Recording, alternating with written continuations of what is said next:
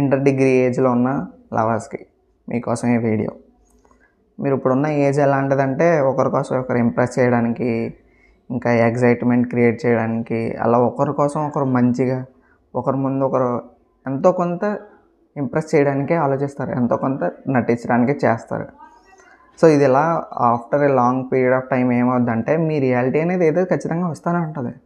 అప్పుడు అది వాళ్ళు యాక్సెప్ట్ చేయలేకపోవచ్చు. మీరు ఎప్పుడైతే స్టార్టింగ్లో ఇంప్రెస్ చేయడం అనేది కాన్సెప్ట్ పెట్టుకున్నారో మీరు ఏం చేసినా బాగుంటుంది, ఏం చేసినా ఎక్సైటింగ్గా ఫీల్ అవుతారు.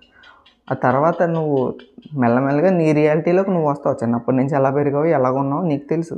ఆ రియాలిటీ అనేది ఆటోమేటిక్గా బయటకు వస్తుంది. ఆ రియాలిటీని వాళ్ళు యాక్సెప్ట్ చేయలేరు. సో దానివల్ల ఏంటంటే ఎప్పుడు ఇంప్రెస్ చేయడం అనేది ఒకటే కాకుండా రియాలిటీలో కూడా బతకండి. రియాలిటీ అనేది కూడా పరిచయం చేసుకోండి ఒకరికొకరు. మనిషి అన్నాక ఓన్లీ పాజిటివ్సే ఉండవు, నెగిటివ్స్ కూడా ఉంటాయి. నెగిటివ్స్ పాజిటివ్స్ రెండు యాక్సెప్ట్ చేయగలిగితేనే లవ్ అంటారు. లేదంటే ఇది ఏమన్నా జాబ్ ఏంటి నీకున్న మంచి క్వాలిటీలు చూసి స్కిల్స్ చూసి ఇచ్చేయడానికి?